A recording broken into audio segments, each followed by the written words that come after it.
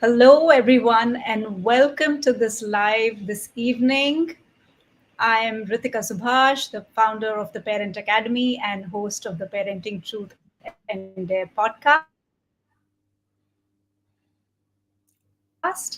And today I am joined by a very special guest in the room. We have Gregory. Thank you for taking your time out. You're in Belgium, so a big hello to you. Thank you. Hi.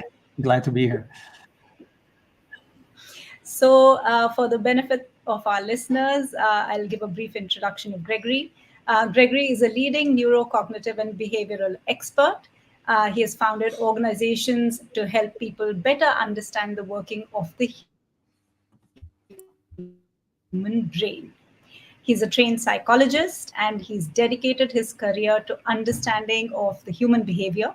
And he's trained more than 350,000 people through his courses, his talks, all of that in terms of raising their understanding of how to tap into their brain's potential and expand their potential in their personal and professional life. Gregory is the founder of the Brain Academy, and that's how I know him. I am, somebody who's graduated from the Brain Academy. It's an organization that specializes in brain-related content, and if you go on YouTube, you'll find some amazing content by Gregory. So over to you, Gregory. A big welcome, and I have some great news to share with you because I have made a life-changing decision today on 5th of Okay. September after watching one of your videos. But I'll tell you what that is a little bit later. But big warm welcome to you. How do you feel being here on this particular platform? Can you No, hear me well, right? I'm very excited and glad to be that you. Yeah, I can hear you. No problem. So I'm glad to be here. Obviously, that you thought of me for your podcast for talking to your audience. So it's gonna be fun. We have like an hour together. We're gonna have a friendly discussion. I always love doing that, especially when it comes to parenting and the kids. I have two kids myself. They are my favorite guinea pigs. I've tried out so many brain related stuff on them that I'm pretty sure at one point or another, when they're going to grow up and be adults, they will sue me, or I will have to pay for their shrink. But in any case, no, just kidding. They're doing fine. They're actually doing great. It's amazing to see how implementing brain science into the education of the kids is it's so has. I mean, they're very receptive to it, and you can really see the difference in their behavior. So. And the results at school, etc., etc. So that is awesome. This is one of my favorite applications for brain science, meaning parenting. So yeah, let's do this.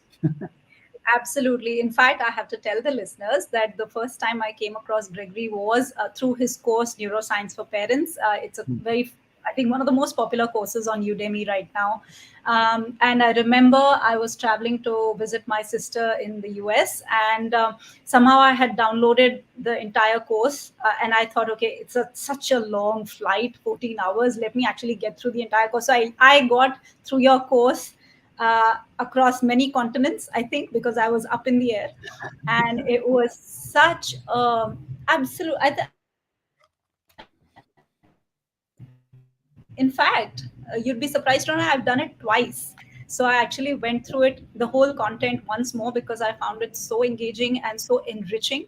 As a parent, I felt like, I have to listen to this again, right? Because I need to equip myself with the understanding of how important it is really to acknowledge the kinds of changes that happen in a child's life in their brain, and how we as parents, if we are educated about it, we can respond accordingly, right? So instead of just groping in the dark and saying, why is my child doing this, or why are they always throwing a tantrum, uh, just coming from a space of empathy is not always possible unless you know something, right? Unless you know there is a reason behind it. So I think that education part is something that is really important and it's missing, and you are making a big difference in the world by really spreading that education.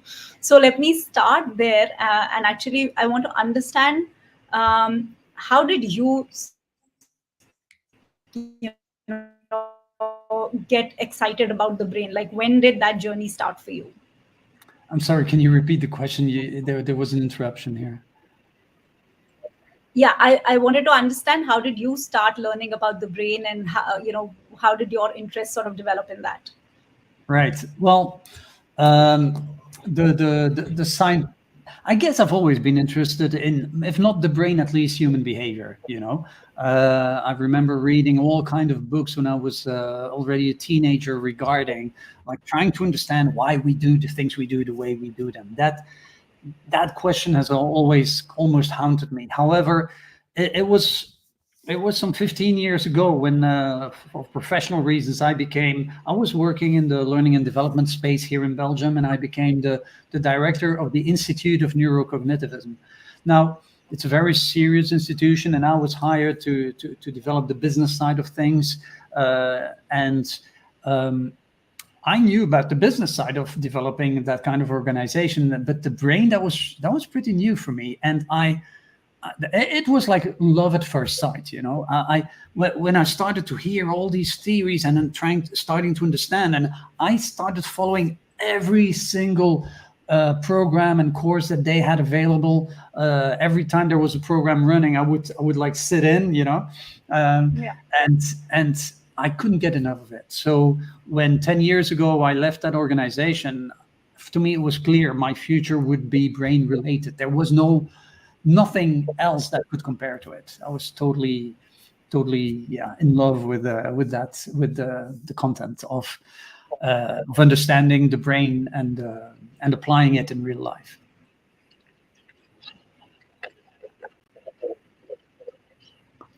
So this is before you became a parent, right? You started getting interested in human behavior before that. But how about when you actually became a parent? Like, did you think that all of that theory applied, or was there a disconnect and you really had to re-educate yourself?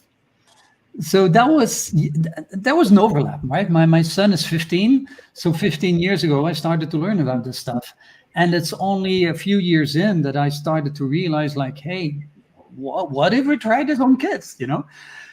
I was getting some behavioral challenges from my daughter that was born, and she was throwing these heavy tantrums, and my son was very jealous of my daughter because, well, he was the firstborn, obviously, and then there was this new little creature demanding so much attention. So anyway, there were some tensions and things that needed to be resolved. So I started, yeah, trying, as I said, like a guinea pig. I started trying out some theories and some things with them, and um, and yeah, just well, obviously asking for advice with my colleagues as well, because I didn't want to harm them either. But then it turned out great, and little by little I could see improvement in the tantrums, in the conflict between them. They are now 13 and almost 15, and it's amazing. I mean, they're getting along so well. They're I mean, of course, I'm the parent. I'm so proud of my kids, and I love them. And of course, I would not criticize anything they're doing, but it's really amazing to see how, when they were small, they were like, literally, my son would hit and would really harm my daughter. My daughter still has a scar under her eye, a little scar, but you can still see it, like a teardrop. It's really sad, but it's because of my son, who, it was bad. And now, I mean, now when they watch Netflix or something on television, we have this sofa, and instead of sitting one here and the other one there, no, they snuggle, they get together and they watch it together. They're so cute and loving, and I mean, it's a world of difference. And I'm convinced that all that is thanks to the constant follow up and the trying out of these theories, to make sure that things wouldn't get worse, right? I mean, this tension, if you let it be, well, the tension will not resolve itself. You need to nurture a good understanding and to show them the way of how to live together, because that's what it is basically between siblings. And how to manage your emotions, for the case of the tantrums of my daughter, And then later, I mean, the more they grow, the more you have different issues coming up, right? When they're, I love the saying when they say like, small kids, small problems, big kids, big problems. And so as they're growing up, the problems change in nature. But lucky for me, I've along those last 10, 15 years, I've learned so much about the brain that every new challenges that arises, I feel I'm better equipped to help them along and to guide them in to overcome that. Right?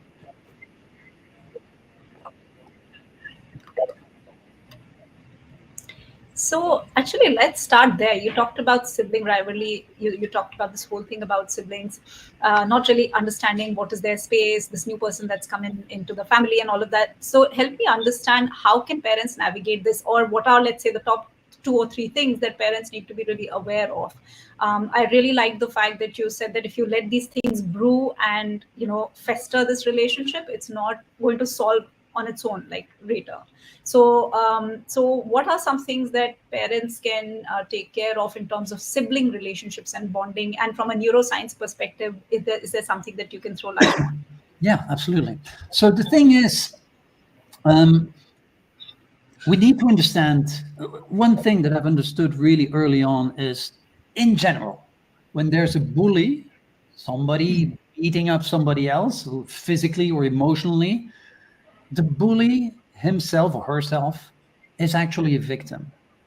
A happy child will never, ever bully another child. A happy child will not hurt willfully another child. So there needs to be compassion towards the perpetrator, towards the person harming the other person. That's true for kids. It's actually true for adults as well, but that's a whole different topic. Well, no, it's related. But so my son was jealous, right? He was trying to harm his little sister, but it's because he felt that he wasn't getting attention. He felt probably not loved enough, or he felt pushed away.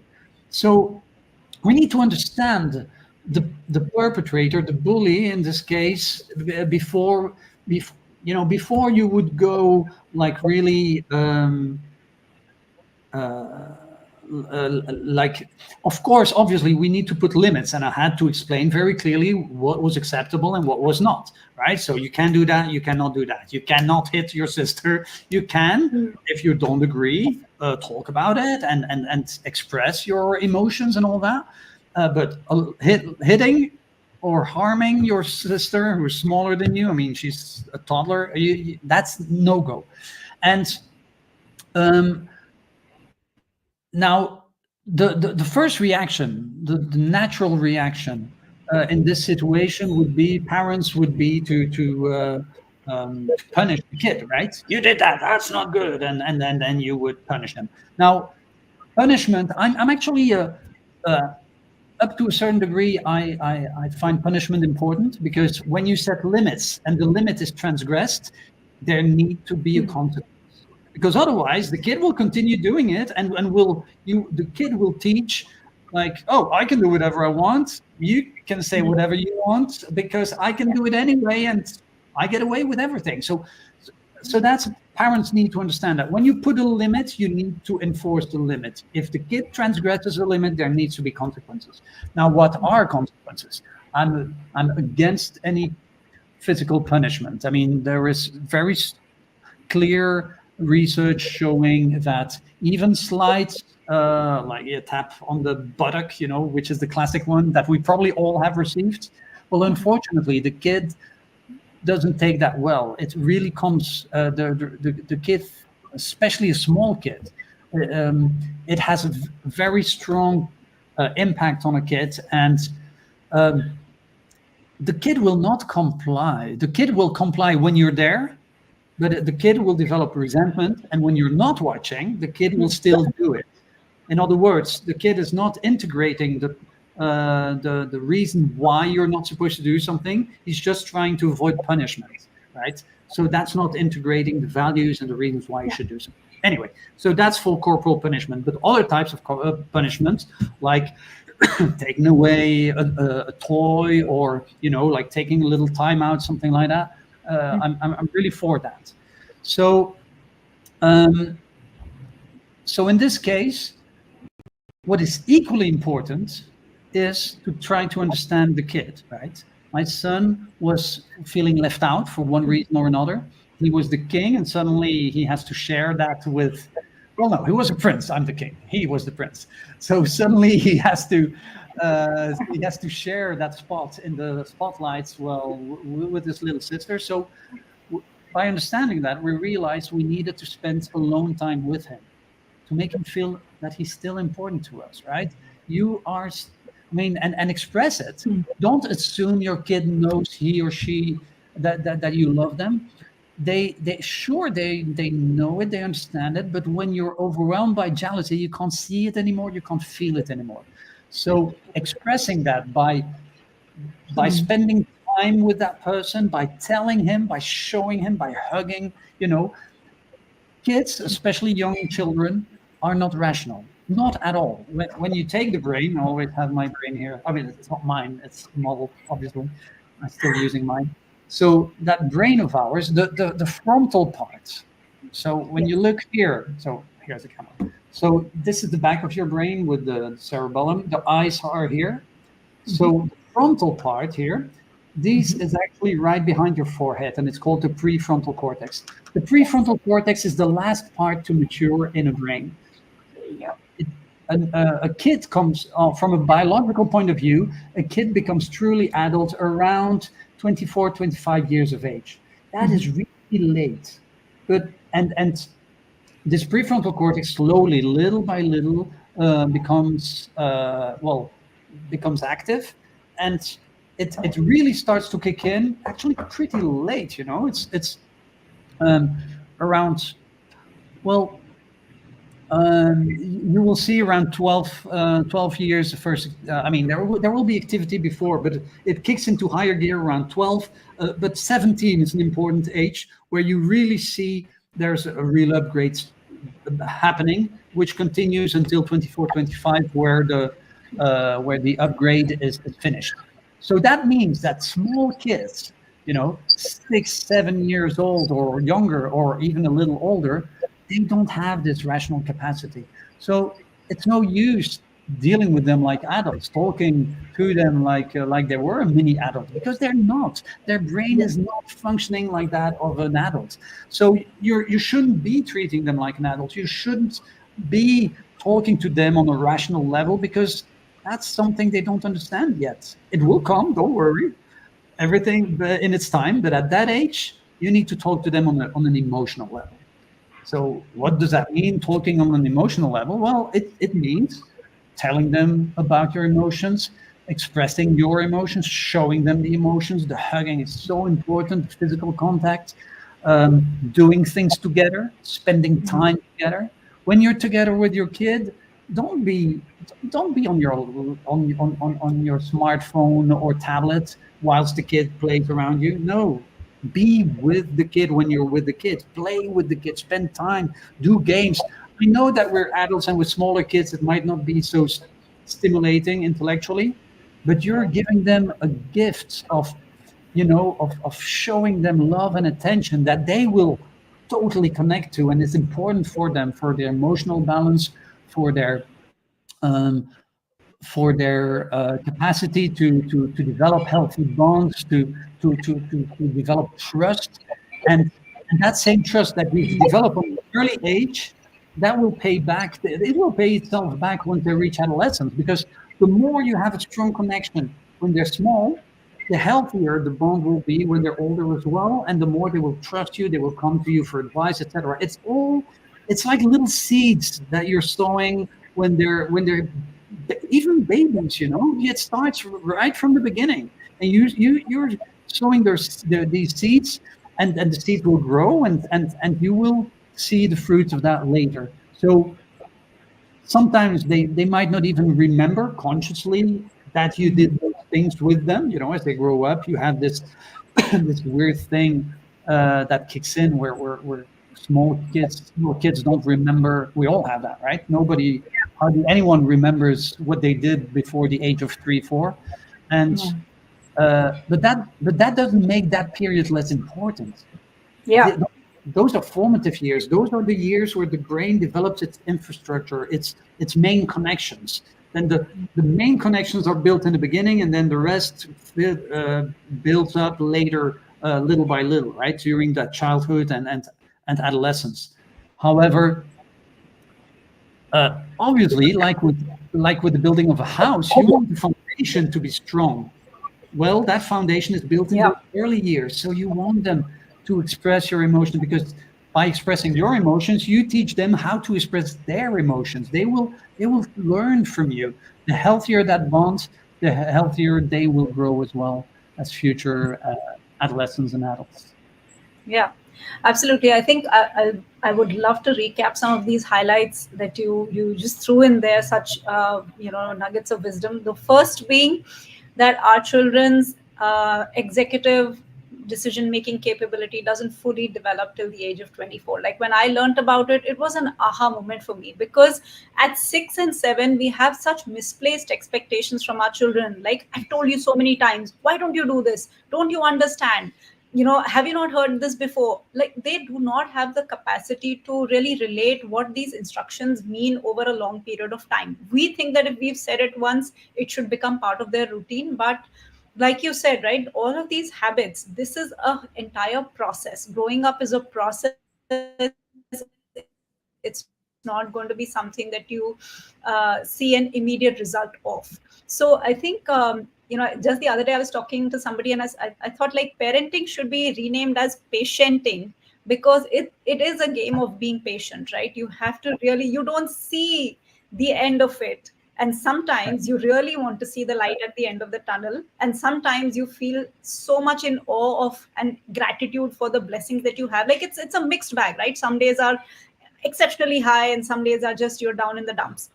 So to be able to understand that your child does not have the capability right now to make important executive decisioning, and all of that, will help you sort of take a step back and speak their language and connect with them where they are, which is very important. Because sometimes in modern parenting, in the conversations you hear things like treat your child as an adult.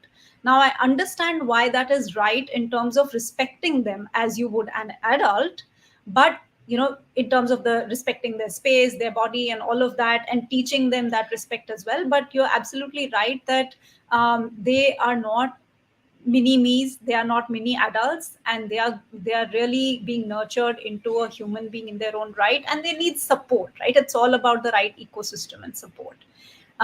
What I also liked about what you said was building their emotional vocabulary, right? The more that you speak about your own emotions, the more that you share how things are with you, the more vulnerable you get. And I've had so many such experiences, right? There's this one that comes to mind when my son was around 3 years old, and I tell this story to a lot of people that there was this day when I had to pick him up from preschool, and I was supposed to submit a tender for something, and I missed the deadline. So it was an online tender, and because if you miss the deadline even by like a few seconds, you Yeah. can't place the tender and stuff like that. So that's what happened. And after that, I went to pick him up. So I was very low, and I wasn't really speaking, and I didn't know, but probably it was showing on my face. And my 3 year old asked me, "Mom, what's wrong? Something wrong?" And I was like, I caught myself and I said, maybe it's showing on my face. And I was like, yeah, you know what? I missed an important deadline today. And just 3 year old, he held my hand and he said, it'll be okay. You'll get more chances. And I didn't know how he had the emotional intelligence to read my face, to ask me a question, and to then pacify me or to help me, cope with that and make me feel better. Like, that itself sounds like so much. And I experienced it firsthand.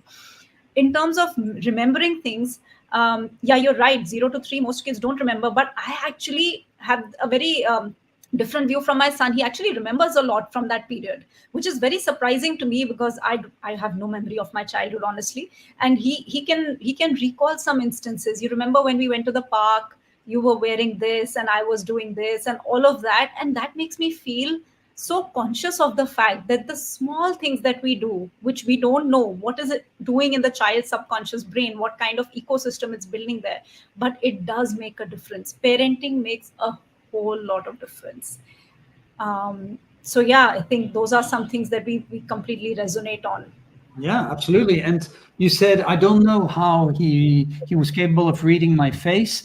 There's new research that came out that even babies, like newborn babies, are capable already of making the difference between. I mean, they're really good at reading facial expressions. It's very surprising that a newborn has already this capacity. Now, it's about micro expression and how they would. I mean, the way they studied this, because of course they can't ask a newborn, hello, what do you think about that's not how it works. But they see how they react to different faces, and they can totally see the difference.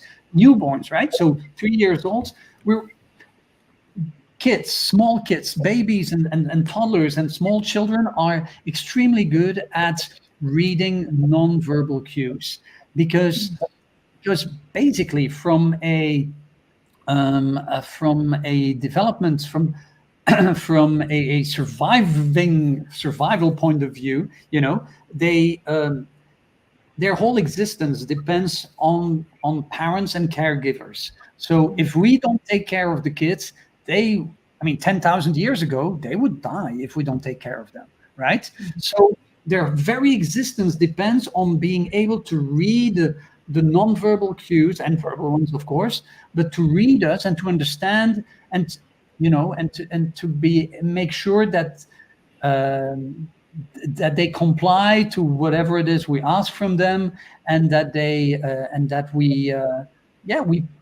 please us as adults. And it's a survival thing, right? And it's hardwired in the brain of kids that they would do that. So they're really good at reading us. Don't underestimate that. I mean, any parent would relate to the fact that your kid knows when he should ask a favor or not, Yeah. right? They know. They don't need to ask. They know. And then they know how to change their voice and to change their, daddy, oh, what do you need? And but they are good at reading. They know the moment they should come. They know exactly when to shut up and to wait maybe another day, to show bad grades or stuff like that. They know there's a time and moment for that. So so what I'm trying to say is, I'm not surprised that your 3-year-old was able to read you. Recent research totally validates that. That wasn't luck. He knew exactly what he was doing. Yeah, that's awesome. Now, Yeah. there may be a couple of more things that I would like to stipulate here, because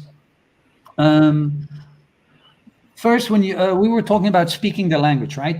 How do you do that? How do you not speak rationally as adults, where rationality has been put on a pedestal and it's like everything in our life? And so, how do you do that? How do you speak the language of emotions?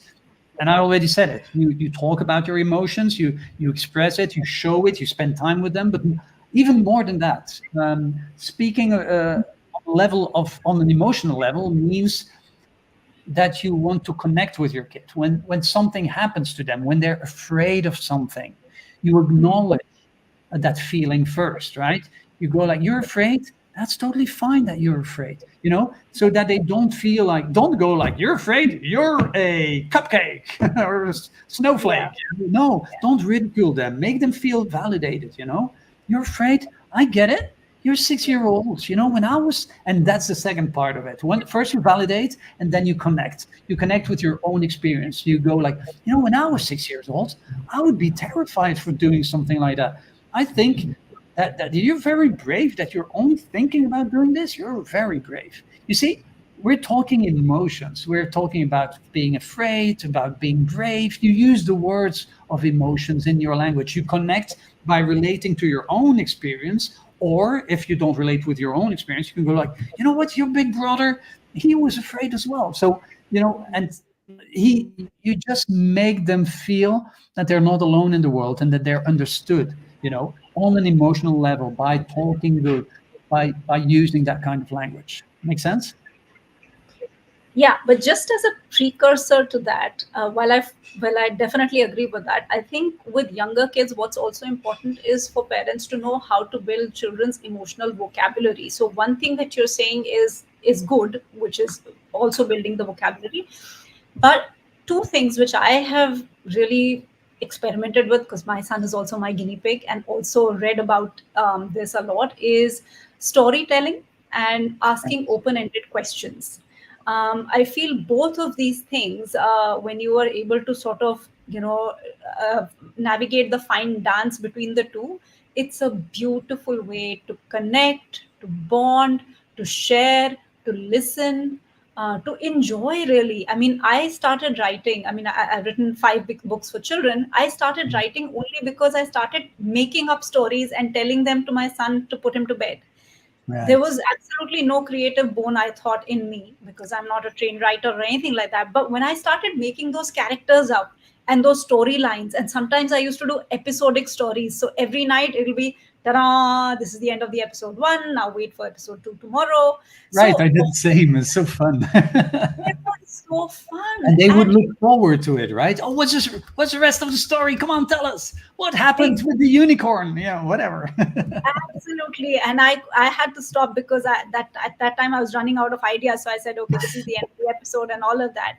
So I think the idea about sharing emotions, about giving this vocabulary of what the width of emotions could be, and it's not just limited to anger and whatever, sadness and all of that. And we'll come to that because we're going to be talking about your favorite movie on emotions, which you've done a video on as well, for kids. So for definitely, these are some great ways for parents to bond, and do not shy away from using these tools, because stories are what are the most memorable. I think, if you go back even to your school time, if there was a teacher who told their own personal stories, or who could connect with you on an emotional level, you remember them for the rest of your life. Like, Yeah, you would probably not remember anybody else, even probably the ones who taught the best, but those who connected with you on that emotional level will be the most memorable in your life.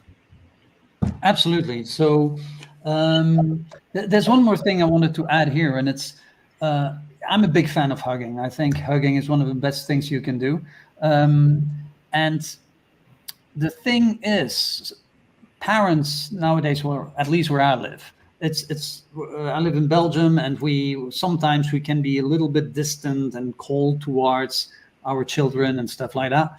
And I'm a big fan of hugging. I think it's one of the best thing we can do because of the oxytocin. Because of, I mean, oxytocin is one of those brain hormones, right? The stress hormones, a neurochemical that runs throughout your whole body, and that is extremely beneficial. It develops trust and bonding, and it lowers the stress level by dilating your blood vessels. It's fantastic. So whenever the kid feels stressed, it will help the kid, even physiologically, by dilating your blood vessels. Literally, there will be less pressure, less stress in your body.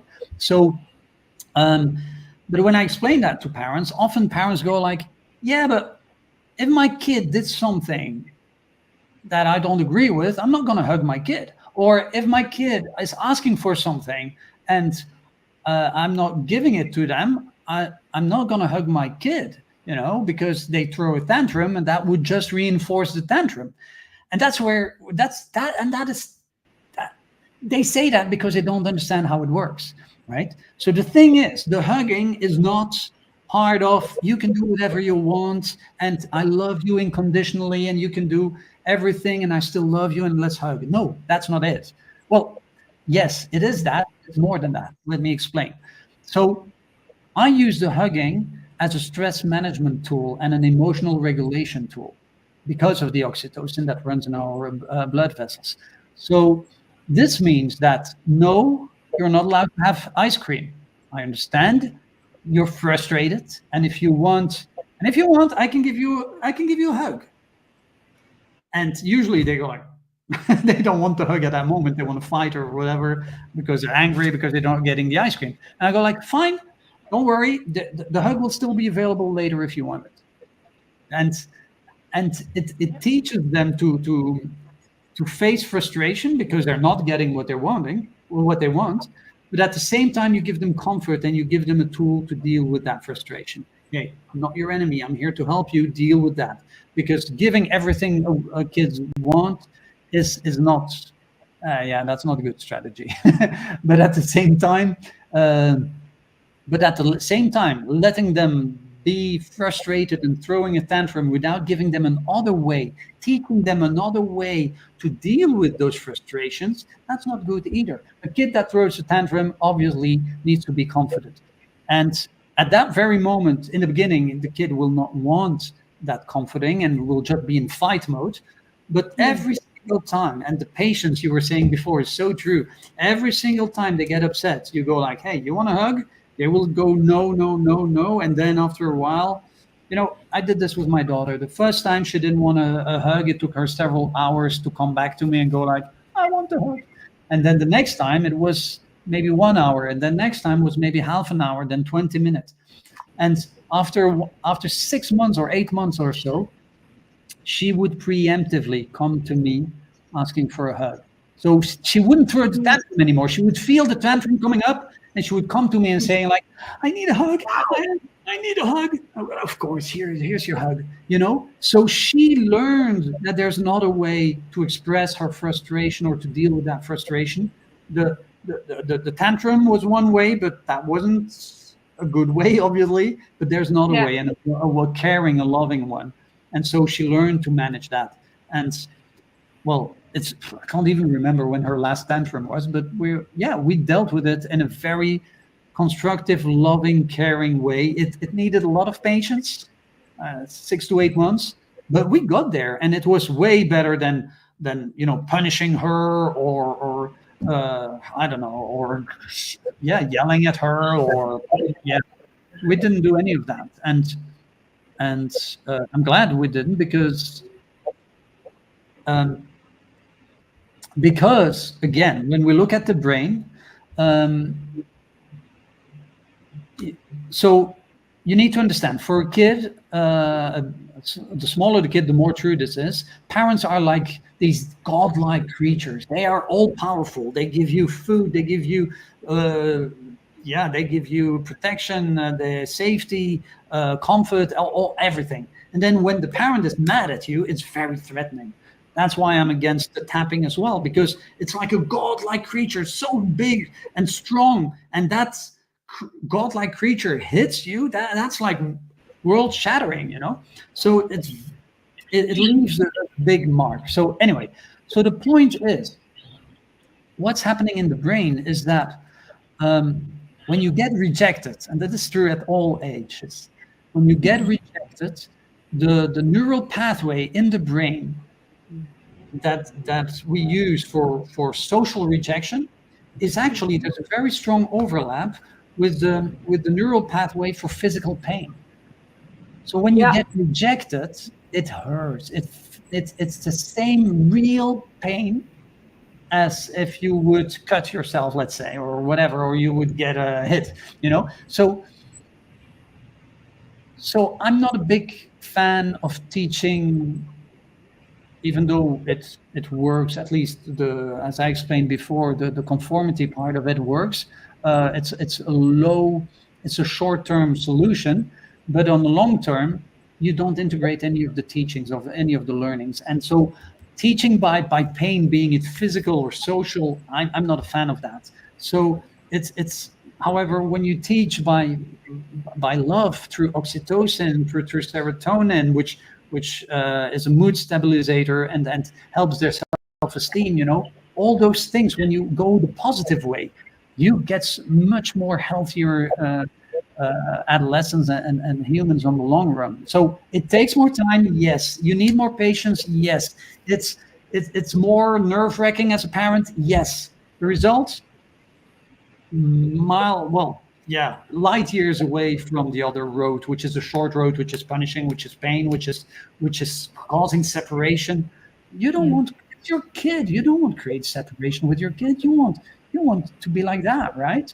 You want your Yeah. kid, whenever later in life they have a problem, that they know they can count on you. They can come to you for advice, for for shelter, for anything, that you're there for them. Well, that you build up in those early years. That's when it starts. So Yeah, and it's for not about saying you can do whatever you want. No, it's about being very strict on those things, but giving emotional comfort as a way out. Yeah, I think as adults, if we look at our own response and our own emotions, right? I would hate to be maybe given cold treatment, right? Or, silent treatment. Or Or if, when I mean, when you're in love and your crush just doesn't want, is not in love, that social it really hurts, it uh, really hurts. it's physically, I mean, it's the same pathways partially of physical pain. So yes, it hurts, it's real. It is absolutely real. And I think we need to understand that we still may have some capability to cope with that as adults, but our children are absolutely at a loss there.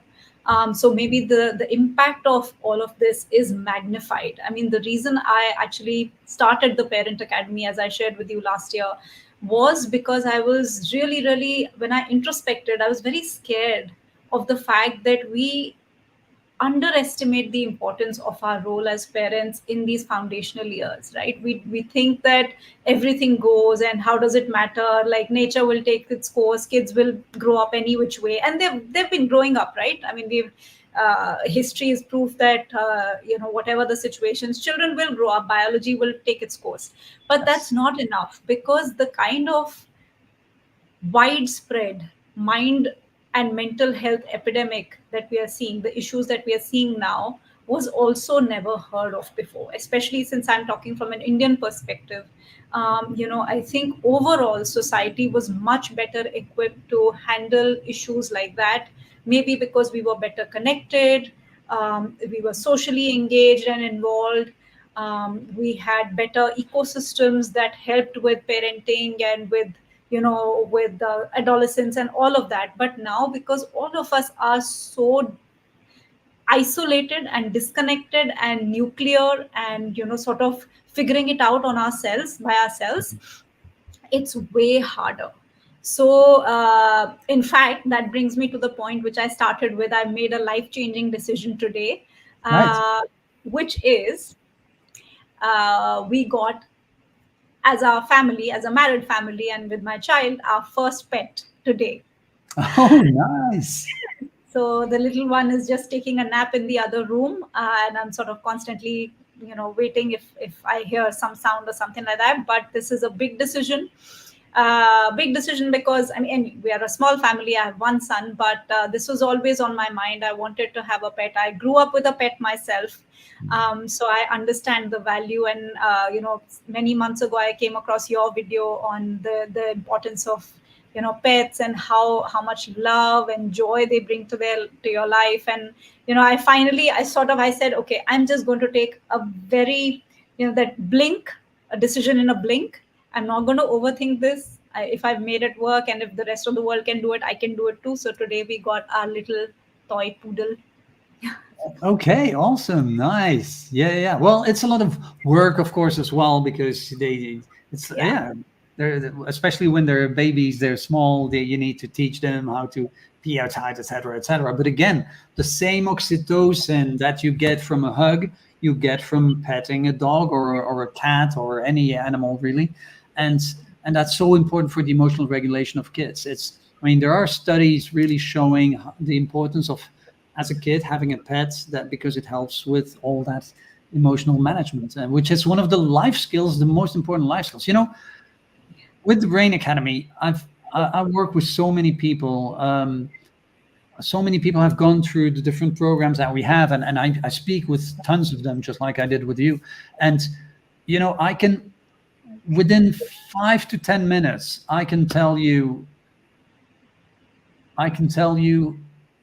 if a person comes from a healthy, loving parents environment, or if it was troublesome and tension, and that there were like a lot of fights or dysfunctions, etc., etc. So It's amazing how I can just spot it out of just the discussion we're having. The question, I don't even need to ask the question.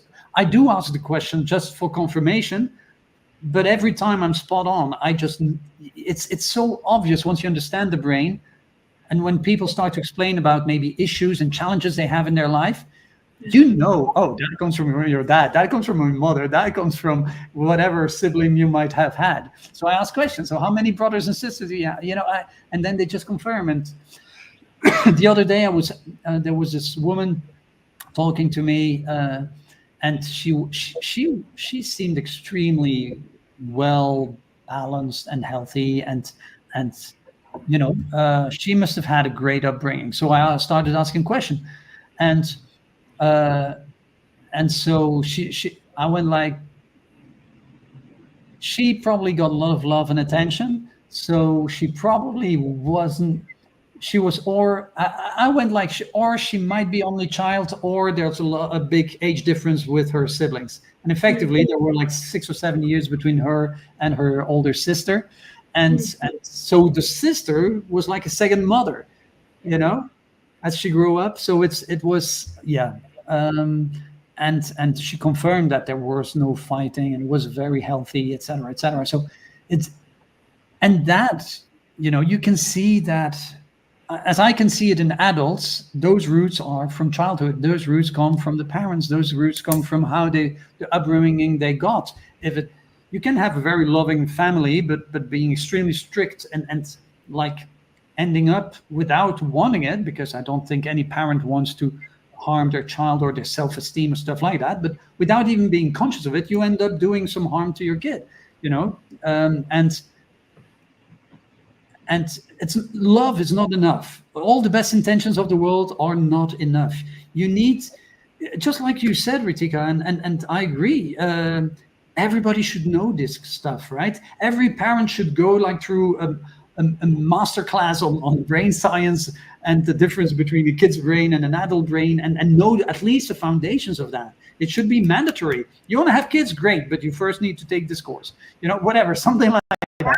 You've got 9 months to take the course. So 100%. I mean, cannot I cannot emphasize on this enough. Whether it is the Brain Academy by Gregory, whether it is the Parent Academy by Ritika, whether it is any other person that you relate with and that you can understand, I think it should be a prerequisite. Like many years ago, I used to say there should be a course for people getting married to right, understand how this works. The right. same way I say it has to be for parenting, because we are navigating a very different space, right? One apprehension that many parents have is like, will be, it's sort of like a still a stigma, right? We are learning about parenting, we should know about this.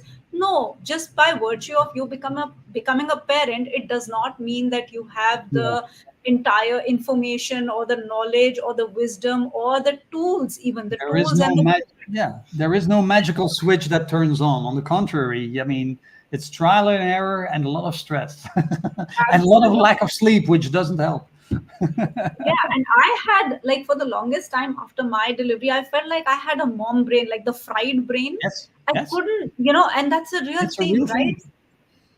It's a real thing, so it's not something to be ashamed about. You're coping with the body changing, the brain changing, all of the ecosystem around you changing.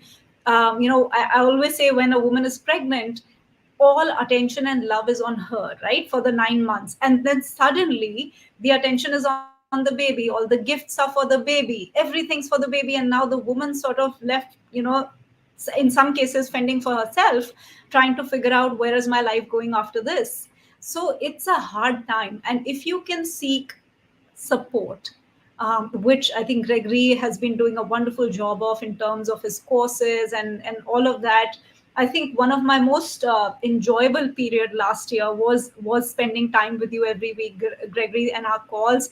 Which, Thank by the way, a 2 hour call would not finish before 4 hours, because that's how passionate this man is about the brain science.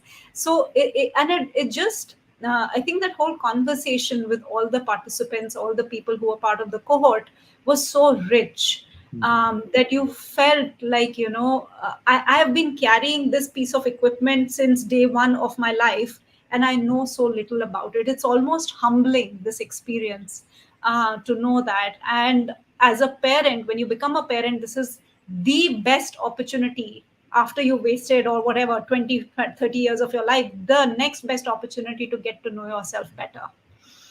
Yeah, I mean, I you have no idea how many people who went through the program have told me, the parenting program have told me, I wish I had known this earlier, right? Because you don't know what you don't know, right? So it's a blind spot. I mean, I know I know nothing about, let's say, rocket science. So but I have no idea really what's all in there. Now, the problem with parenting is we think we know because we have experience with it. It's like your own brain. You think you know yourself, but until you really explore the brain and the recent research, the breakthroughs that we had in the recent years, then suddenly you start realizing, like, oh my God, I had no idea. We work against our own self-interest all the time. We sabotage ourselves. We lie to ourselves. We manipulate ourselves against ourselves. It's weird, but we do this all the time without being conscious of it. And so we do this towards others as well, towards our kids as well, and the kids do it towards us as well. And as long as you don't, I mean, you can navigate that with trial and error, and most parents do this with a lot of bravo and valor, because it's really hard. To me, it's oh my God, it's one of the big problems of young mothers. Did you know, by the way, that the number one population at risk for burnout are young stay-at-home moms? It's not some corporate job somewhere. No, it's the young stay-at-home moms, because they stay at home. They are 24/7. There's not a break. They have to be there 24/7 because of the breastfeeding. There's not a day off. That's not possible. There is no weekend. There's no evening. You have a lack of sleep. You have mostly hardly any social contact anymore. I mean, everything that can go wrong basically goes wrong, and those young women, they go into burnout. And you know what? When you're in an organization, and I mean, I don't know how the laws are in your country, but here in Europe, you don't feel well, you go in burnout. They go like, here, 3 months off. Try that as a mother, 3 months off, or even a week. That's not an option. The kid would die. You end up in jail, right? So that's not an option. And that's why it can be so overwhelming, and sometimes can feel like a prison. And so every possible preparation would be more than welcome. And I feel like I had my two kids. Nobody told us. I mean, if somebody would have told me, the first 4 years were really, really, really hard. I'm not even sure if I would have known then, before having the kids, how hard it would be. I'm not even sure I would have had the kids. But now, 10 years later, oh yeah, for sure, immediately, no problem. Because now that they're bigger, obviously the relationship changes, and you get so much back, and the whole dynamics of the family are so fascinating and enriching. But those first 4 years are so difficult, especially if you don't have the luxury to have maybe your parents close to you, and other siblings that might help you.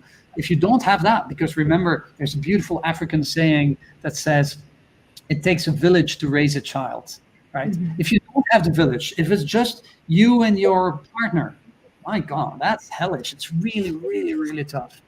So every help is more than welcome, and should, yeah, let's try to make that into a law somewhere. Like, you, as a parent, you are obliged to follow some brain education, something like that. Absolutely. I'm 100% on board with you on that one. So now I'm going to ask you a very loaded question. I know it's such a vast sort of area to look at, but if you were to shortlist your wisdom into 3 things that you feel every parent should know, right? Because I want people to take some key takeaways, maybe make their notes, and really understand about things that they may not have given that much importance to before listening to this. 3 things that you really want parents, and this can be across age groups, that they must be aware of from a neuroscience perspective, and start making a change today. Yeah, because we mainly spoke about early childhood today, but there's so much to tell about 12 and 15 years old and adolescents, etc. I get a lot of parents coming to me and asking questions like, oh, my adolescent is out of control. What should I do? And in my head, I'm not saying it out loud, but usually I think like, you should have come 10 years ago, Yeah. because that's number one. Anyway, so, but three things that parents should be aware of is, oh, there's so much. Okay, the most beautiful explanation I've received of how we should conduct ourselves as parents. There was a colleague of mine who told me that. He said, like, you need to put a framework, right? There's a framework with rules. The rules need to be there because the child needs direction in their life. That is number one. There need to be rules, and the rules, we're talking about not putting your fingers into electricity sockets and stuff like that, or not running in the street like a madman because there are cars. That and later on, that means you need to be home directly after school, and later if you go partying, you need to be home at a certain hour. It evolves over time, but the rules need to be there. There need to be guidance. Kids are not our friends. We are here to guide them, right? Yeah. So the rules, number one. However, inside the rules, to see, yeah, inside the rules, that space inside the rules, you need to give them the freedom to experiment, the freedom to find their own voice, to find their own way of doing things, of doing errors. Don't do helicopter parenting, please. Like, they need to make errors. They need to fall. They need to scratch their knee or their hand and bleed. Yes, that is more. It's important because that's how they learn best, by making their own mistakes. Um, we're so eager to try to avoid to protect our children so nothing bad would happen to them. Guess what? The bad things are important because now that they're small, the bad things that happen to them don't have strong consequences, right? If you I don't know, if you make a little drawing on a wall when you're 2 years old or 4 years old, yeah, of course that's not allowed, and that's it. But imagine if you're 16, 17, or 25 and you're still drawing on the walls, that's not going to fly. That's an issue, especially if you're not at home. Anyway, the point is the consequences of you don't get along with a little kid at the playground, and you're fighting. Well, let them fight. Let them sort it out. Let them learn how to manage conflict, because that's a life skill you're going to use and need so much later in life. So the earlier you start having disagreements, don't jump in as a parent and say, I'm going to solve this for you. No, let them solve it. So give them the space to experiment, give them the space to adventure, to go out, and then come back to you when you are their safe haven. But don't be overwhelming them with that safe space, because then they're not going to learn. It's very important they experiment, and yes, and they will fall in love, and they will get hurt, and they will fail an exam, and they will, all those things will happen at one point or another. And it's important it does happen. We need to have the wisdom to accept that. And it's so hard, it's so difficult. Oh, a beautiful anecdote I have to tell you. My son was 13 when this happened. At one point, he was making some stupid mistakes, and I told him, like, why? I mean, he was doing things he wasn't supposed to do. And I had this serious conversation with him, and I went like, why don't you listen to me? I'm trying to protect you. I made all the errors. You don't need to make them anymore. I made them for you. Learn from what I have to teach you. Right? Let me be your guide. Let me show you the easy way. Right? And my son, with his 13 years, had these words full of wisdom that left me speechless. He said, Dad, maybe I need to make my own mistakes. And I was like, and ever since that day, I understood, like, oh my God, I'm overprotecting him. Oh my God, he's so freaking right. Oh, it drives me mad, right? I need to apply my own thing here. And so ever since, when I see him doing a mistake, I'm not trying to interfere anymore. I just let him, like, you know where to find me. And Exactly. So what you said is, this reminds me of this quote. I think maybe I'm missing a few. I'm paraphrasing it, but good judgment comes from experience, and experience comes from bad judgment. oh, I Um, never it, heard that one. Nice. yeah, isn't it amazing, right? We always tell ourselves and our children we should know better, we should know better, we've had so much experience, but that experience will only come when we've had those mistakes, right? That those bad judgment calls, they are going to be our stepping stone to be deciding what kind of thought processes we have, what kind of decision making capabilities we have. So yes, good judgment comes from experience, and experience comes from bad judgment. So you've got to have that relationship in mind. I like that. Beautiful. Well, basically, those are really the foundations, the basic stuff, and yes, and talk to a child depending on their level of prefrontal cortex development. The younger they are, the more emotion. The older they are, well, negotiate with them as well. Talk to them, even though they're not adults. Talk to them as an adult, and like, okay, you're. One of the favorite things I do is I let them decide about their own punishments. So I set up the rules. Go like, we agree on the rules. Do you agree? You're not allowed to have your smartphone in your room. Yes, that's a rule. Good. Now, if I find you with a smartphone in your room, what's going to be the consequence? And then, but I let them decide. So whenever there is a transgression, he didn't agree with the punishment. He decided it. Yeah. It's so beautiful, and it takes away the conflict and the drama. Go like, okay, you said 3 days without smartphone. If I found your smartphone in your room, give me your smartphone. And Yeah. the kids aren't stupid. They know very well, and they agreed with the whole process. And my son just gives me the smartphone, and it's no drama. There's no yelling. There's no cursing. There's nothing. It's just like, okay, thanks. You'll get it back in 3 days. It's the agreement. We agreed, right? Yes. And and in a couple of years, I mean, these agreements change, and we renegotiate, and and it's and it's a privilege to be able to be on the front row of the development of those kids and to help them and guide them. But that's, yeah, those are some of the main things I wanted to give, yeah, today So to you. I will recap that for our listeners. The first thing that Gregory said as a parent that you should be aware of is that rules and boundaries are important. It's not about creating a jail-like environment. It's about giving everybody the right guidance and the right framework to operate, because it's also about family values, right? Your frameworks and your rules and your boundaries are going to be different from mine, and that is sort of going to come out of my family values, my upbringing, all of that. So this is part of the nurturing that you give your child into understanding what your cultural values are. So boundaries are important. Second was, within those boundaries, some amount of flexibility is also important, because that's where they will be, building their decision making capabilities. They will feel that they have an ownership in their decision making capabilities, and they're not just simply taking information and guidance from you, and they have some flexibility to experiment with that.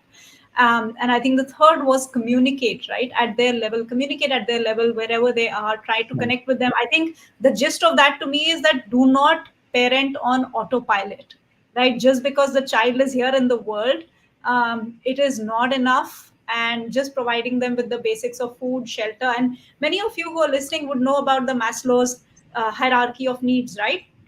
So yes, agreed that the base has to be strong. They need to feel secure, they need to have the right, food and shelter and all of that, and safety and security. But if you want your children and yourself to be self actualized at some point in your life, then self awareness is important, emotional intelligence is important, building good connections in life, building good relationships in life through communication is important. So all of those, the bricks have to be sort of, the foundation has to be laid in these early years.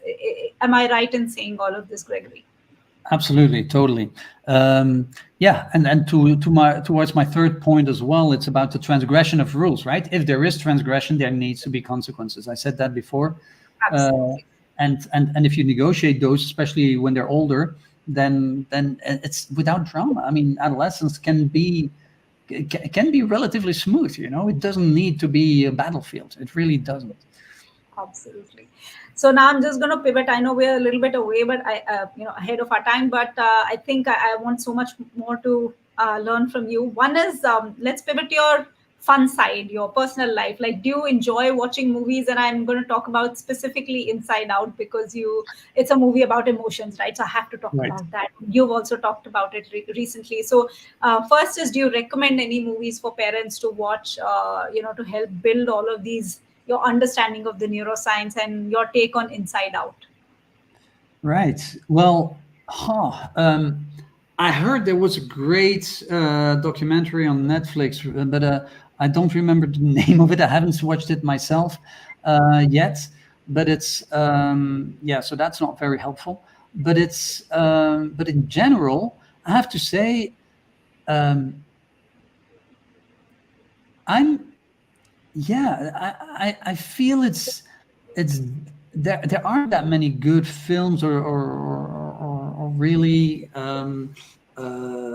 yeah, or Disney films or any of those that or Pixar animation that really hit home, because from a brain science point of view, it's very complex what's happening up there, and it's so easy to fall into the trap of oversimplifying things, and then you end up saying things or showing things that aren't actually right. So Inside Out, I have a love hate relationship with Inside Out. I think it's cute, it's nice, it's beautiful.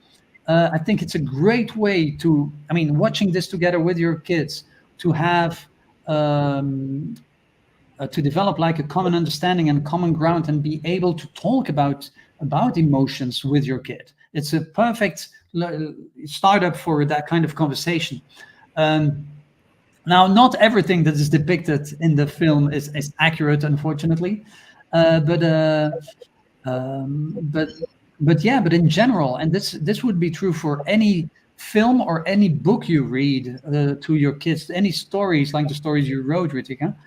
It's it's not just about reading the story or watching the film. It's discussing it afterwards. So have you ever felt like that? What happened to, so did you resonate with the character? So like Riley is the main character in Inside Out, right? So what do you think about Riley? How would you have done this, or would you have reacted like that? And in the second one, she at one moment she abandons her friends for the new friends, the cooler ones. Those are things. In the second one, she's 13-year-old. My daughter is 13-year-old. We had great conversations based on that. And So uh, basically, open-ended questions. You're coming back to the idea of using the movie storytelling or any good picture. You can use that yes, as a form to connect, a way to connect. Because when we are watching movie, we're not looking at each other, right? When we're, even as a family, when we're sitting together, we're looking straight. But right. after that, after watching, is the best time to connect because you have this opportunity to ask open-ended questions. Yeah, actually, and I do this every single time we do things together with the family. When we go and visit even a museum or historical site, at the end of the day, always in the car, we always discuss the day. We go, okay, so guys, what did you prefer today? What was your favorite part of it? And so we have a whole discussion about it, and it's very interesting to see how over the years also their understanding of things and their positions on certain things would evolve, and sometimes we'll become stronger, and sometimes we don't agree, and that starts like great discussions, really fascinating and enriching for everybody. So yeah, engage with your kids, interact with them, ask them questions, and have a discussion about whatever it is you live together, being it watching a film, reading a story, or anything really. So this actually brings me to another point, which is sort of related and sort of not, which is also not brushing things under the carpet, right? If you are observing something, whether it is about your behavior or their behavior or anything that's happening around, I don't know, I heard this somewhere earlier, that we tend to, in relationships, we tend to sprinkle unicorn fairy dust or unicorn dust over dog shit, right? That kind of thing. That's our we try to just make sure that we don't have to talk about difficult things, that we don't have to. I think that's really very counterproductive to the long term idea of building strong relationships. I think the measure of a relationship or the strength of a relationship is how conveniently or how comfortably you're able to talk about the less fancy stuff, the difficult stuff, Yes. Yes, and when you're wrong, when you do something wrong, suck it up and go and apologize to your kids. I know I had this discussion with a parent who said, like, I cannot apologize to my kid. I'm the parent. I'm not wrong. Like, I'm sorry about you. I mean, if that's your position, that's what you're teaching your kid.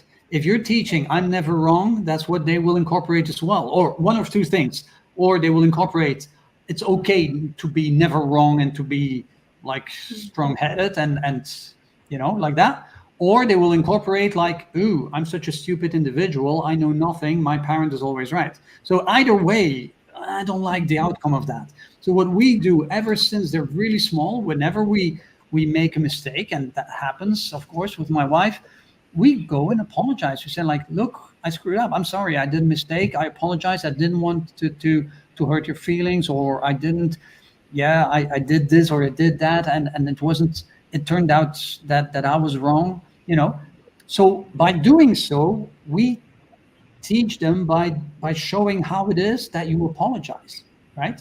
So now next time they feel they did something wrong, that they weren't in the right, they know the words because they have heard them from us. They know how to express their emotions of shame, of frustration, of being wrong about something. It's totally fine. My daddy and my mommy apologize, so I apologize as well if I do something wrong. You learn by doing, right? It's leadership. That's leadership, right? You show the way, you show how it's done, and even if that means to acknowledge that you did some errors and mistakes as well. Yeah, the fact that you said the word leadership actually brings me back to something that I learned very recently, which is the root of the word discipline. Now, Okay. when I think of the word discipline, I mean, when I close my eyes and think of discipline, I would think of like a very strict, regimented approach or something like that. But I came to know that the root of the word is the word disciple. Sure. And disciple means somebody who follows when someone else is leading. So essentially, discipline is all about leadership, right? You create an ecosystem where you're living the life that Right. becomes aspirational for the other person, right? And then you uphold those values. And it's not about pushing things down people's neck. You're basically showing them this way of living, which is a wholesome way as a parent, and your children will then take on as disciples, and learn from your leadership, which I think was again a aha moment for me because I never thought of discipline in that light. Right. Yeah. So I think parenting is about re-education, right? I mean, I feel like this is my second birth. I feel I'm getting this opportunity to grow up once again, be a child myself, do all the fun things, Yeah. be a witness to this changing life around me and the changing world, and I'm being a relevant part of this. So I think if you involve yourself in parenting like that, it can be such a beautiful journey, right? Rather than missing these pivotal years and then regretting later on. Absolutely. I do agree with you. Awesome. So as we come to a close of this conversation, and I wish we can continue to go on, but maybe some other time. My last question to you is, because we also air this on the Parenting Truth and Dare podcast. So in every episode, we unpack a truth and we give a dare to the listeners. So what would be your dare to the listeners? What is it that they should start doing right now as a dare, taking it on from you? Uh, what would that be? And it could be, Um, I'm saying, because we haven't covered this, it could be something to do with screen time, yeah, because we I haven't was touched thinking on about that. that. I was Yeah. thinking about that. Dare to do a, yeah, it might be a big stretch, but at least, like, dare to do a day without screens. Be really present. If not a day, if a day is too much for you, half a day, right? Or 3 hours, whatever. But make it like that you have a real connection, that you would be amazed how what kind of conversations you end up having when there are no screens anymore. So yeah, that's my dare to you. But focused on, have a day together with your family, with your kids, be together, and no screens. right? Try that. That's my dare. Awesome. And that is because I think most of us are going towards excessive usage as Yeah. adults and our children. And I mean, in different countries, I think there are different norms, but it's generally accepted that anything beyond 2 hours is generally considered excessive for all ages. So I think what is the recent recommendation? Could you share from 0 to 3, I think, or 0 to 7, no screens? Not Well, it sure. depends, right? There are different views on that. Now, I don't remember exactly the different age classes, but in general, here in Belgium, we're very strict. Before 4, zero screen. That is non-negotiable. Before 4, every time I see a baby that is swiping, it pains me. It's madness. So there are reasons for that, but unfortunately, it would take way too long to explain what's happening. But as I was explaining before, we're building the foundations of that brain, and if you already teach them to be dependent on the screen for whatever reason, well, it will impact their later life, and it will impact. I mean, it will impact all kind of problematic behaviors down the road. Um, so. Um, then well, you can be as strict as you want. I know parents who still, when they're with 12-year-old kids, have zero screens. um, at our home, the kids until 12, they were allowed to have 1 hour, but only in the weekends. So they would have 1 hour on Friday and 1 hour on Saturday. No, it was half an hour on Friday, 1 hour on Saturday, 1 hour on Sunday. That's it. Mm. Um, Now that my oldest son is getting uh, to 15, we are so the Friday is to has reached 1 hour, and the Saturday and Sunday is an hour and a half, but still no screen time in the week. Unless it's school related. Now, having said that, exceptions are more than welcome. Sometimes we sit down and we watch a 2 hour film together, right? So that's totally fine. If we have a Zoom call with their grandparents, that doesn't count. That's a different kind of interaction. The moment there is interaction, it's different. And so you need to keep an open mind with it. These are guidelines. I agree. I've heard a lot of people going for the 1 or 2 hours a day. That's actually during the holidays. So we just had 2 months of holidays here, the school holidays. Then they're allowed to do 1 hour a day. But during the school, it's only in the weekends. And however, the reality is that, I mean, most kids, teenage kids, have anywhere between 3, 4 to 7 hours a day of screen time. It's crazy. It's crazy, and and and it majorly impacts the brain. Remember, the brain has reached biological maturity at around 24 years of age. So everything that happens before is formatting the brain towards certain things, and the things that are more stirred up with screens is dopamine. And dopamine, it's dopamine is about is involved with tons of things, learning and memory as well. But it's linked to pleasure, and it's linked to anticipation. It's the main reason why we end up with addictive behavior, right? So screen addiction is a real thing. And when you start building it up when you're 6, 7, 8 years old, you end up with that for the rest of your life. And yeah, that's not a good thing. So I'm not a big fan of screens, as you have understood, because I also see it in my kids. When my kids spend over an hour before the television or playing games, they become, and that's the giveaway. They become moody. They start to become, they respond. They become more aggressive, and they become turbulent. And it's just because it's too much dopamine, too much stimulation, and it's not a natural one. So Yeah. that's why those limits are very important to enforce. And it's easier to put them straight right from the beginning, and the kids will go along, because if you let them do whatever they want and then try to put limits, that's going to be a tough battle. but still, Yeah. it's an important one. And just for those who are still struggling to understand and unpack, if you've already had that experience of too much screen time, start making these distinctions, right? So, common household screen time is better than personal devices. Right, And active learning, in terms of if a child is watching something where they're learning how to draw while it's playing, right, is better than passive consumption. So start educating yourself more about these subtle differences, because at least then which step you can take. Because like Gregory said, if everything's been set and the child is already used to a certain amount of screen time, if you think that you can bring it down drastically, that's not going to happen. You'll have to taper it in some way. And I think that's what Gregory said, that if you can dare to have a day without devices, or maybe a few hours, that's a start, and a start is always a good thing.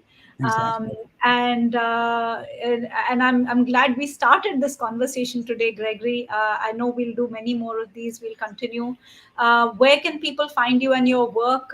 Brain Academy does some amazing courses. If you just want to share a little bit about that, and all the listeners, if you want to really immerse yourself in learning more about this, Gregory, can you share where they can find you? Right.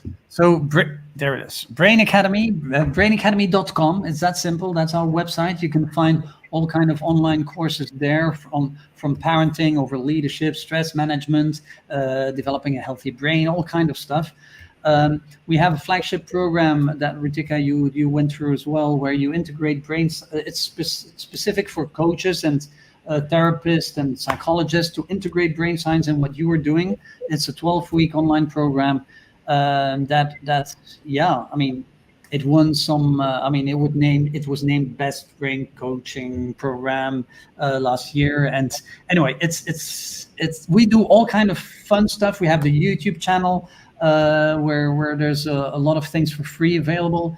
And so yeah, feel free to enter our world. When you go to the Brain Academy, you will see in the welcome video, there's a link beneath it to a welcome pack. It's free. You can follow some of our courses for free. And so, yeah, as I say, start entering this whole. If you're fascinated by what you heard today and by the brain in general, you're more than welcome to join us and explore this further with the Brain Academy. There it is. Thank you so much, Gregory. I so appreciate it. Now I think I should attend to my little furry baby today. And yes, thank you. You're changing one life at a time, and you're impacting many people around the world. So more power to you. Thank you. Take care and hope to meet you. We'll speak to you soon as well. Bye.